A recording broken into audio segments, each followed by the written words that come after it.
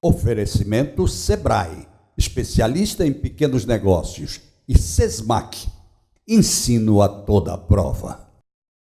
Os clientes só têm olhos para o concorrente? Melhore a imagem da sua empresa com o Sebrae Tech. São consultorias em design, como fachadas, vitrines, ambientação, marcas, material gráfico, desenvolvimento de embalagens e outras soluções para o seu negócio. Você investe 20% do valor da consultoria e o Sebrae banca os outros 80%. Ligue 0800 570 0800. Sebrae, especialistas em pequenos negócios. Sim, você é diferente. É sim, você é diferente. Mas não é diferente meio termo, não, Nanina, não. É diferente por inteiro, da ponta do dedo mindinho até o último fio de cabelo. Vamos nessa! Então, se joga no diferente e vem pra cá. Vestibular Sesmac 2019.1. Aqui é diferente. Alô, meus amigos, de mais um bate-papo com o Geraldo Câmara. Bom, porque nós estamos na Bodega do Sertão, não é não? Esse ícone da gastronomia alagoana, com tanta coisa boa, tanta coisa gostosa. Mas bom mesmo, além disso tudo, de estar aqui, é eu trazer meus convidados aqui, alguns muito especiais. E um deles está aqui conosco agora. Já esteve várias vezes, mas está conosco aqui agora para um papo muito interessante. Que é o juiz Ney Alcântara, que é o titular da Vara de Menores, num momento afastado, porque está à frente da Almages, é o presidente da Almages, que é outro grande referencial na magistratura desse estado, é a Associação dos Magistrados. Meu querido Ney Alcântara, como vai você? É um prazer sempre, Geraldo, estar aqui no seu programa, onde a gente consegue bater um papo bem legal e levar à população as informações necessárias. Que é super importante. Que é super importante. Eu me lembro, estivemos aqui recentemente na realização do nosso congresso e você fez um serviço excelente à sociedade e aos magistrados. Quem fez você divulgou, vocês. Você fez uma boa divulgação. Não, mas olha, a divulgação daquilo que é bom e das pessoas que são boas, são elas que se divulgam por si próprias através do programa, sim. Mas quando elas mantêm um interesse do telespectador dentro do programa, é uma beleza. Como vai acontecer hoje, tenho certeza. Com certeza. E já que você tocou em congresso, que foi o Congresso da Magistratura, feito aqui pela... A MB e a Almages. A MB e a Almages. Almages, foi uma parceria da MB. Ele é feito a cada 3 anos, a cada nível 3 nacional. anos, exatamente. Cada 3 anos. Mas ele é feito sempre aqui, não? Não. Primeiro, aqui foi a segunda vez, que a primeira foi com meu pai em 1977. Olha que beleza. Você lembra que eu falei? Disso, exatamente. E para mim foi duplo orgulho, você se emocionou, né? Me emocionei, no programa. inclusive, me lembrando que depois de 41 anos eu consegui reeditar aquilo que eu assisti como menino, vendo meu pai fazer. Que maravilha. E nós conseguimos o êxito que de todo o Brasil hoje, Alagoas é referência e o Congresso ter saído tudo certo com essa parceria Almages e a MB. O que você considera como uma das mais importantes contribuições do Congresso, sobretudo para nós aqui alagoanos?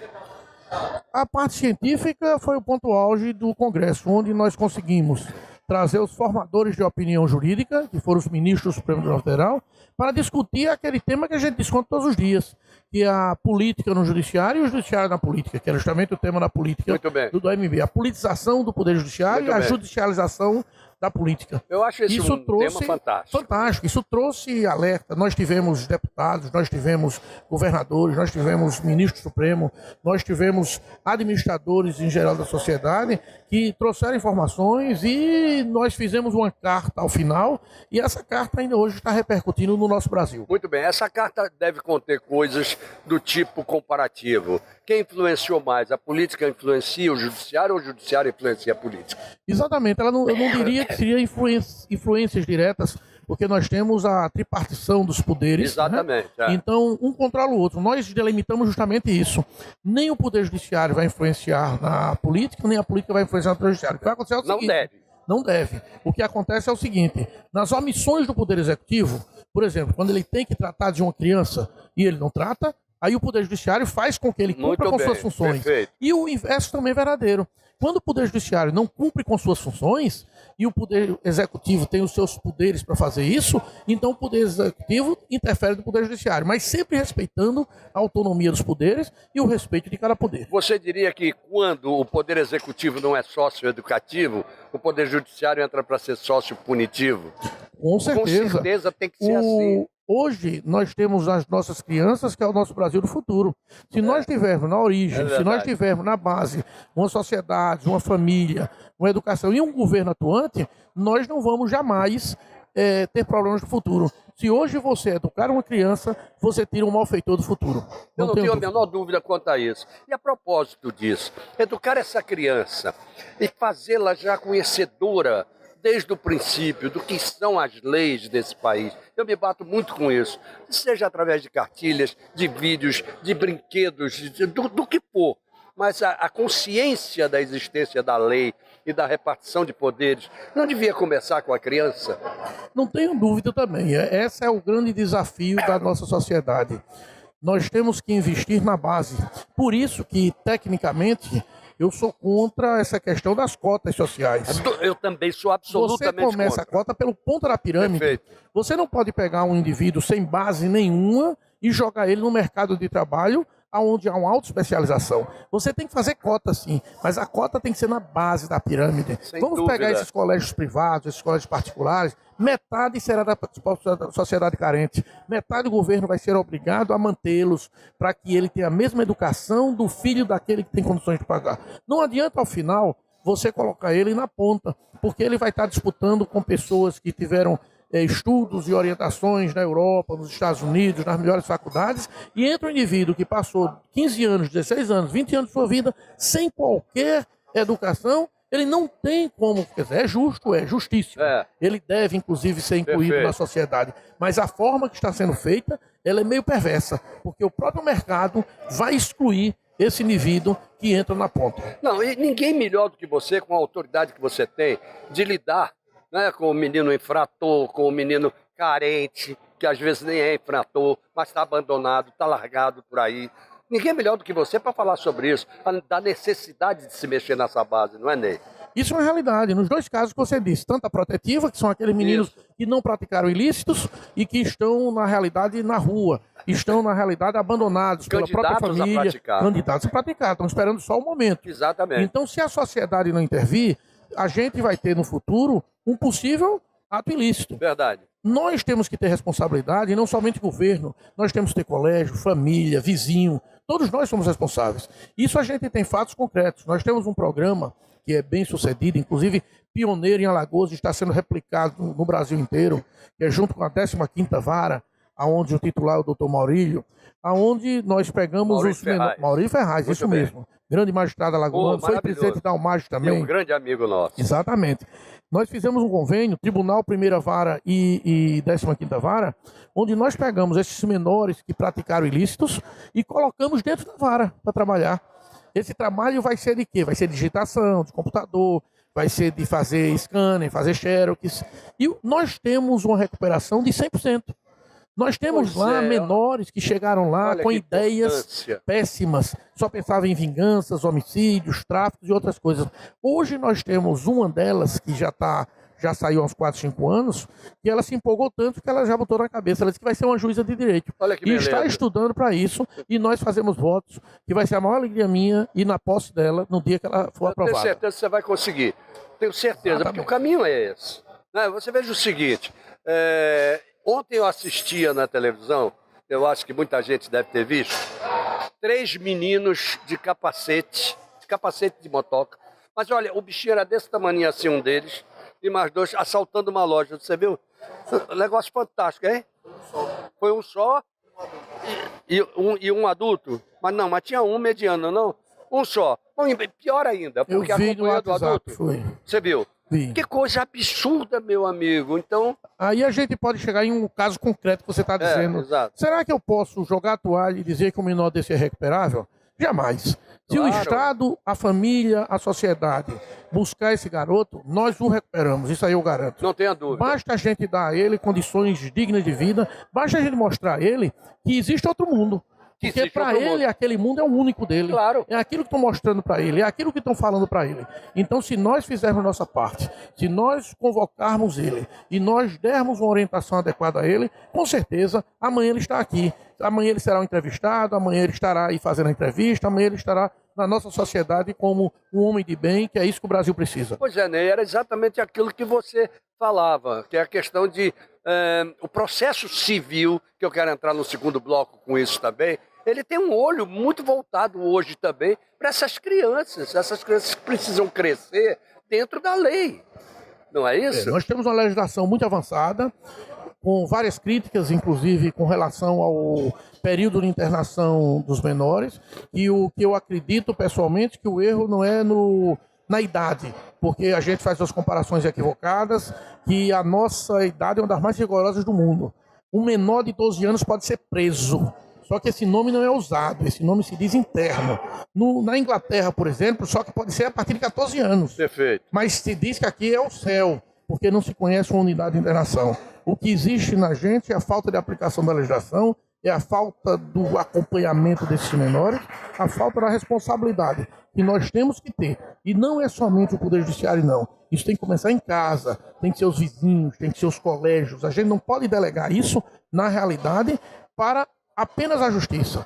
Eu tenho que delegar isso para todos. Nós somos um país, uma sociedade, e todos nós somos responsáveis. Bom, agora eu te pergunto uma coisa, já que você tocou nesse assunto, que a gente sabe que os menores são apreendidos, vamos dizer assim, não é isso? Esse é o termo É correto? uma prisão. É uma prisão. A gente chama claro, apreendido, que é terminológico. Com certeza. Mas a apreensão e prisão é a mesma coisa. Muito bem, mas a famosa penalidade que se quer trazer para os 16 anos, você é contra ou a favor? Totalmente contra. Isso não vai resolver. Você vai ver que o problema do Brasil não é esse. O que a gente precisa, aí eu concordo, é aumentar de 3 anos para 8 anos o período de internação. Até aí se admite ainda, Entendi. fazendo uma dosimetria da pena. Porque hoje o menor pratica um homicídio e pratica um roubo, a internação dele é idêntica. Então é injusto. Ora, eu pratiquei apenas um roubo, vou passar 3 anos. O indivíduo passou um homicídio, vai passar 3 anos também. Então, é isso que a gente precisa adequar. Mas não é a idade que faz diferença. Se você pegar um menor Claro que não. de 18 ou 16 anos, tanto faz 16 ou 18. Eu vou optar o de 14, eu vou optar o de 13. Como você acabou de dizer agora, uma criança que eu vi pelo vídeo, nem tamanho tem. Ela deve Nem ter ali tamanho no tem, máximo exatamente. 12 anos, 13 anos. Quer dizer, ela não suporta um ato de violência física de um homem adulto e está ali, por quê? Porque está respaldado por uns adultos meliantes, porque está sendo induzido a erros. Como a gente vê no Rio de Janeiro, No Rio de Janeiro. Então, carregando fuzil, pronto. gente, menino de 12 anos, 10 anos de idade, com fuzil na mão. o que é que a gente precisa fazer? Quando eu estou armado, eu jogo para o menor para que eu não responda. Então a gente precisa fazer o seguinte, aquele que está acompanhando o menor, aquele que está junto do menor, tem uma pena aumentada de 100%. Concordo Aí com a você, gente gênero, resolve- número e grau, resolve e tudo tenho isso. certeza que o meu telespectador vai ficar pensando enquanto eu vou aos comerciais. Pensando nisso, porque realmente essa é uma solução. Tem que botar medo mesmo. Está pensando que menor é o quê para estar sendo usado? Lembrar vocês do SESMAC com uma alegria enorme, porque o meu convidado é professor de Direito no SESMAC também. Então, fico feliz de recebê-lo também nessa hora. Né? Lembrando que os vestibulares, o vestibular do SESMAC, já a gente vai começar a falar neles. O SEBRAE também, essa instituição fantástica que faz o microempreendedor se transformar rapidamente num grande empresário. A imprensa oficial Graciliano Ramos com a parte privada dela, privativa dela, que atende a você nos livros impressos, o que você quiser, com alta qualidade e preço compatível. Sancar Veículos, o único que está no pátio de um supermercado, Sam's Club. Bodega do Sertão, onde nós estamos, e o filé do Zezé, que divide com ela. E voltamos já. Os clientes só têm olhos para o concorrente? Melhore a imagem da sua empresa com o Sebrae Tech. São consultorias em design, como fachadas, vitrines, ambientação, marcas, material gráfico, desenvolvimento de embalagens e outras soluções para o seu negócio. Você investe 20% do valor da consultoria e o Sebrae banca os outros 80%. Ligue 0800 570 0800. Sebrae, especialistas em pequenos negócios.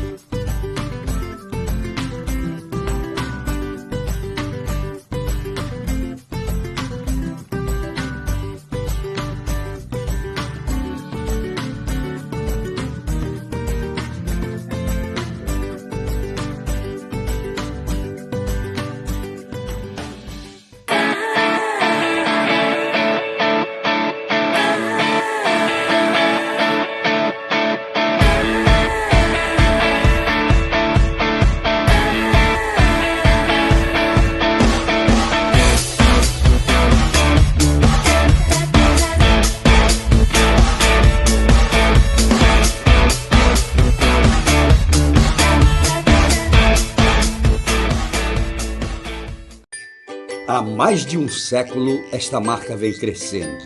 Crescendo, crescendo, salvando gente, crescendo, vivendo solidariedade. Crescendo, crescendo, na guerra e na paz. Esta cruz é um símbolo, é a Cruz Vermelha de Alagoas. Ajude-a a crescer mais e mais e mais e ligue para crescer com ela. Toda vida é importante. Toda vida precisa de cuidado.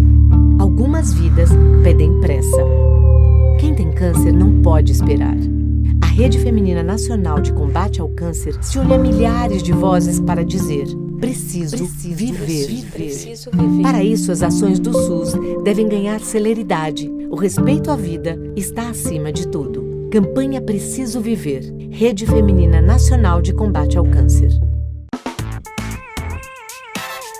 Sim, você é diferente. É sim, você é diferente. Mas não é diferente meio termo, não, Nanina, não. É diferente por inteiro, da ponta do dedo mindinho até o último fio de cabelo. Vamos nessa! Então, se joga no diferente e vem pra cá. Vestibular Sesmac 2019.1. Aqui é diferente.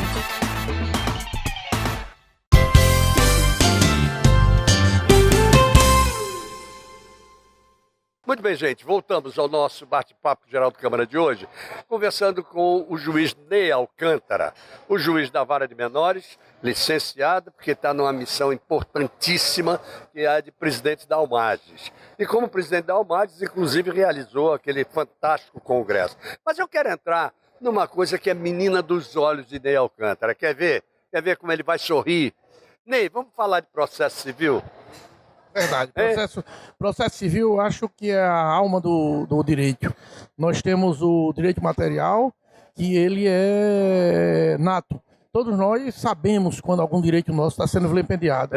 Agora, solucionar esse problema, buscar no Poder Judiciário, aí você precisa realmente do processo civil. É aquele grande exemplo que nós damos. Você tem uma Ferrari em casa e não sabe dirigir. É o mesmo que você ter o direito e não conhecer o processo. É genial então, isso. Processo realmente é uma coisa apaixonante, é uma coisa que todo profissional tem que ter pelo menos um pouco de conhecimento de processo. É uma coisa tão interessante o processo, seja ele civil ou seja ele criminal, o tipo de processo que for, você vai buscar a coisa assim, você chega até num momento em que parece que aquilo ali é um grande escritor de suspense, porque você não sabe o que pode acontecer. E sabe. É verdade, ele tem um rito, né? Ele tem um rito. O processo isso é muito bonito. É isso, às vezes, que incomodam as partes leigas, que não entendem que por causa de 2 minutos o recurso dele não é conhecido.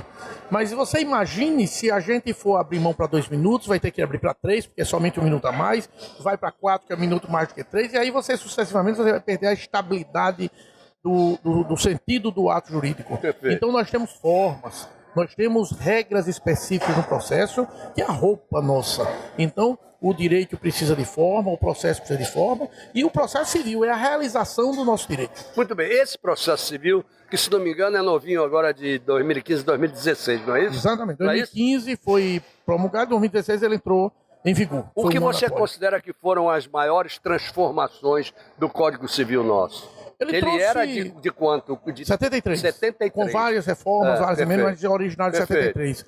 Nós temos hoje um Código Civil que nós poderíamos dizer que buscou mais a composição entre as partes. Ele busca, que são termos técnicos usados pelo próprio Código Civil, que é a mediação, a cooperação.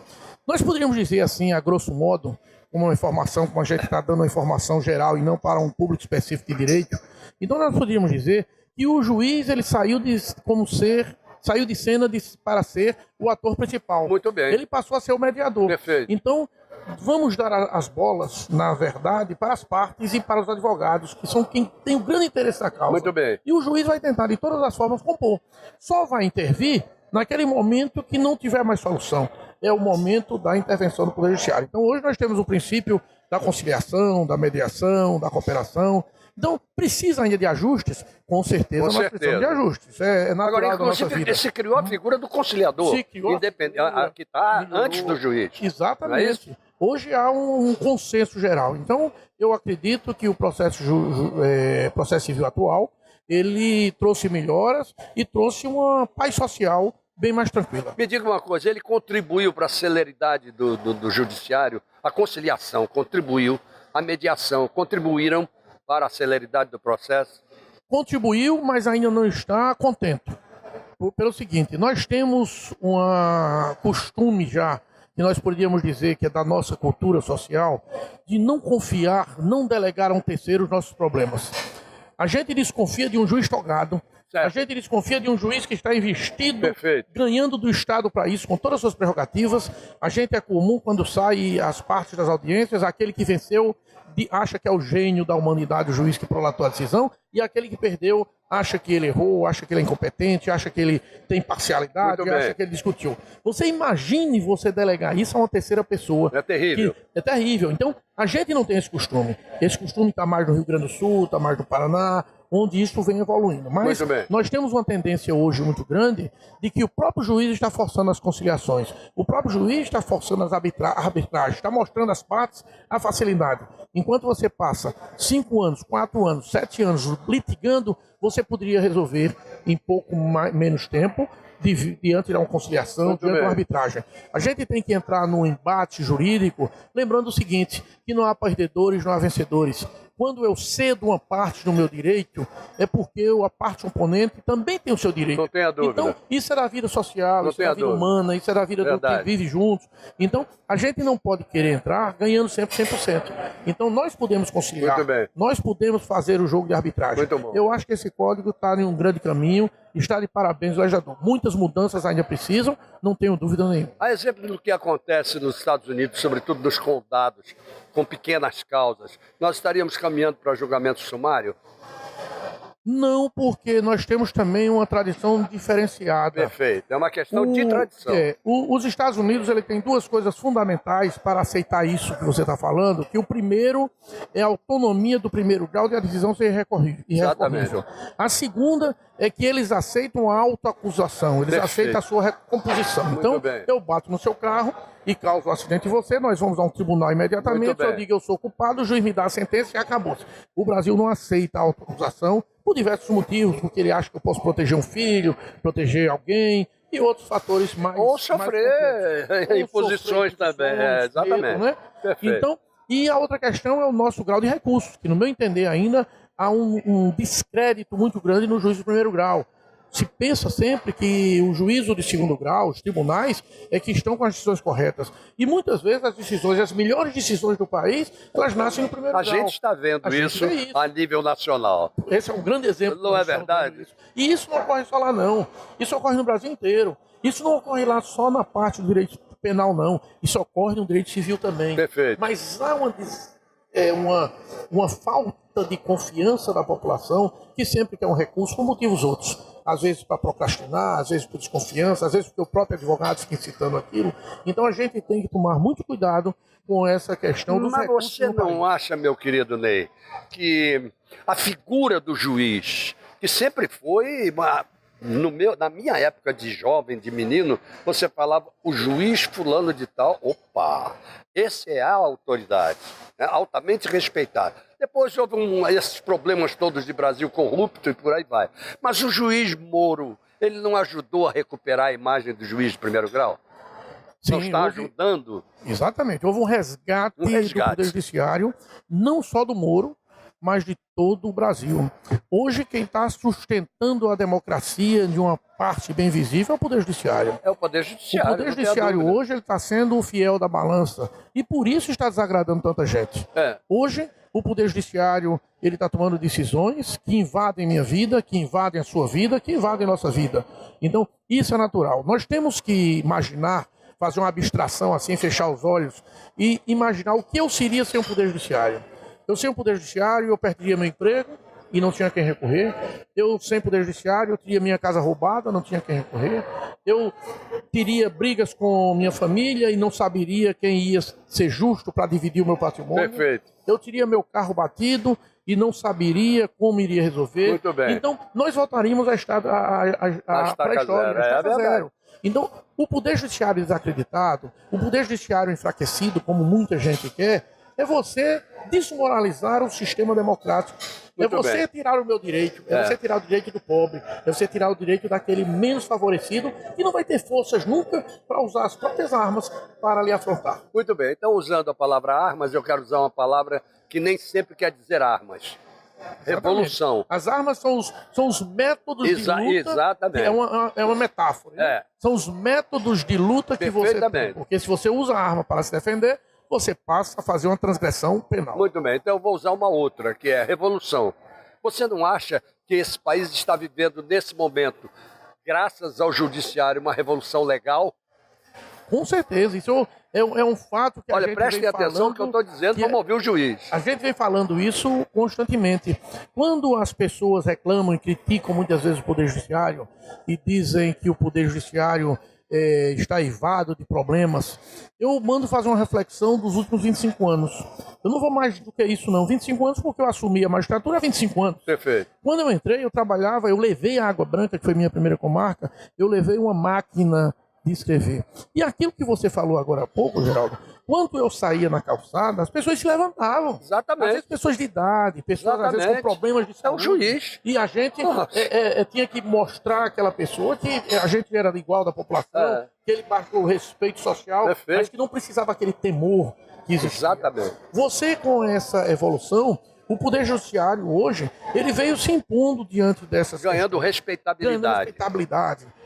Abriu a democracia, ele se tornou democrático, talvez hoje seja o poder mais democrático do mundo, isso eu desafio a qualquer um. Quem quiser falar hoje com o presidente da República, quem quiser hoje falar com o governador do estado, quem quiser falar hoje com um prefeito, ele não consegue. Quem quiser falar com o juiz, eu garanto, pode bater lá na porta e vai ser. Mas isso é uma verdade. Isso é uma democracia. É uma isso verdade. Não, e aquele negócio, alguém precisa ser o sustentáculo da sociedade. E eu acho que nada melhor do que você poder acreditar no representante da justiça. Então você vai para uma cidadezinha daquela de interior, onde muitos prefeitos estão desmoralizados, a figura impoluta é a figura do prefeito, do juiz, sem dúvida alguma é. Você olha que entre os três poderes, o único poder que não tem eleição é o Poder Judiciário. Exatamente. É justamente por isso. É para que Chega ele lá. não tenha essa, digamos assim, influência popular. Perfeitamente. Ele não pode se incomodar com o anseio popular. Ele não está tem que ser precisando de isento, voto. Não está precisando de voto. Então ele tem que ser justo e parcial. Exatamente. Meu querido juiz Ney Alcântara, que maravilha foi receber você aqui. Mas eu vou fazer uma imitação aqui. Vou fazer uma imitação bem barata. Que judiciário você espera para o nosso Brasil? O judiciário Rapidinho, assim, o judiciário que está no nosso caminho. O judiciário imparcial, justo e que tenha a sociedade como seu alvo e seja parceiro dos poderes legislativo e executivo. Ou seja, tudo aquilo que for certo, nós estamos de pé e aplaudindo, e tudo aquilo que estiver sendo errado, nós vamos combater e vamos lutar até o fim para que aquilo seja extirpado da sociedade brasileira. Aquele jovem e aquela jovem que acabaram de entrar numa carreira jurídica, num curso de direito, mensagem rápida para eles. Parabéns, acredite no Brasil, acredite no seu potencial, invista na sua lealdade e a sua profissão, que você terá um grande futuro no nosso Brasil. Nosso Brasil é grande e nosso Brasil é muito amado. Ney Alcântara, muito obrigado por ter vindo ao nosso bate-papo. Obrigado mesmo. Eu que agradeço, Geraldo. Como eu disse no início, esse é um espaço que a gente fica à vontade. Isso não é entrevista, é um bate-papo, né? Muito obrigado. E nós sempre estamos à disposição para que todos os seus ouvintes, todas aquelas pessoas que estão, que lhe acompanham, tenham as melhores informações possíveis. E Obrigado. Isso você abre o canal para a gente. Muito obrigado. Obrigado a vocês também que estiveram conosco até agora. Até amanhã, se Deus quiser, com mais um bate-papo com o Geraldo Câmara. Mandou dizer que quer, não é ele que manda? Então o encontro está marcado. Até lá, gente. Oferecimento Sebrae, especialista em pequenos negócios, e Sesmac, ensino a toda prova.